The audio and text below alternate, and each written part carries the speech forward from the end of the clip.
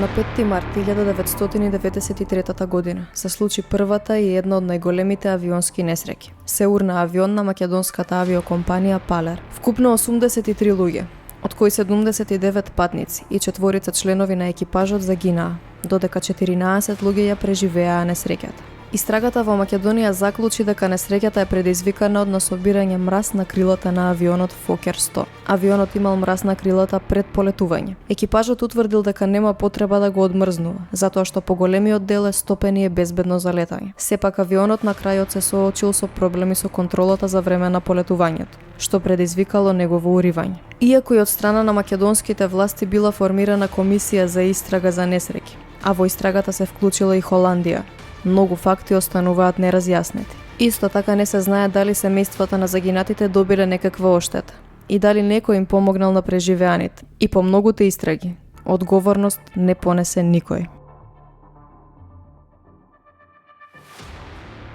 На 29 ноември 2013 година во скопската населба Ченто во неговата чајджилница беше убиен Џелјал Ајети. Убиецот влегол во чајджилницата попладне, со фантомка на главата и калашников во рацете. Смирено го пронашол таргетот и испукал еден рафал. Најголем дел од куршумите завршиле во телото и главата на Ајети. 2 куршуми го погодиле човекот кој седел со него на маса. Потоа се приближил до веќе мртвото тело на Ајети и ја испразнил целата рамка, пошто смирено заминал. Ајети имал дебело полициско досие. Убиството официјално не е расчистено, меѓутоа се смета дека повлекло низа на мафијашки престрелки меѓу скопските криминални групи. Подоцна во такви престрелки настрадали и братот на Џелјо, Наим Ајети, 15 годишниот внук на Ајети, Љурзим Лимани, убиството на Миле Петковиќ Брус, години подоцна и убиството на Орхан Бајрами и десетина други убиства и престрелки помеѓу криминалните групи, Бела Ноца, Грчец, Дуќанџик и останатите. Речиси сите убиства нерасветлени.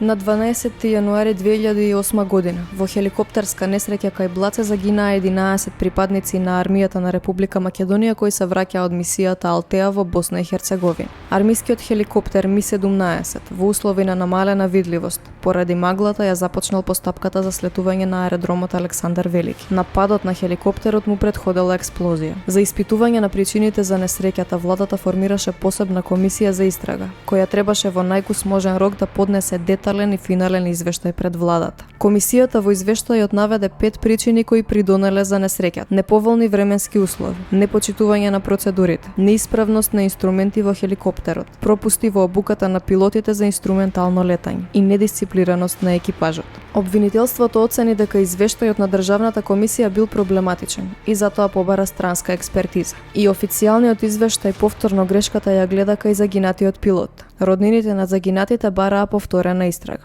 но тоа не се случи, а многу дилеми и сомневања останаа отворени.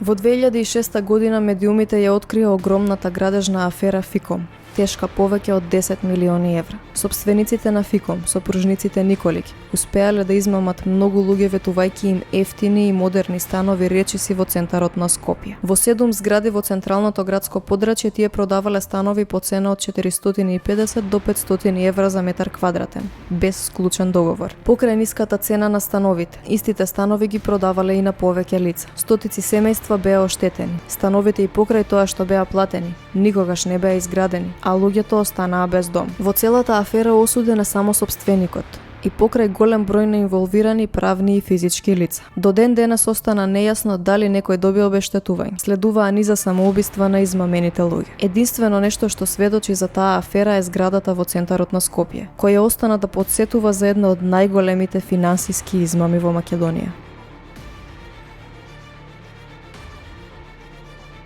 На 5 јули 1991 година, околу 17 часот, животот на пешачки премин го загуби Наташа Милановска. Во неа удрило возило додека поминувала на пешачки премин кај поранешен Радио Бран, на тогашниот булевар Иво Лола Рибар. Девојката им подлегна на повредите на 10 јули. Семејството на Наташа не само што не доби никакво обештетување, туку и човекот кој ја прегази воопшто никогаш и не одговараше за смртта на младата девојка. Немало судска постапка, а МВР одбило да го води случајот по службена должност, па го упатиле семејството сами да си ја бараат правдата. Човекот кој ја прегази Наташа никогаш не одговараше, а денес претендира да биде судија во Европскиот суд за човекови права.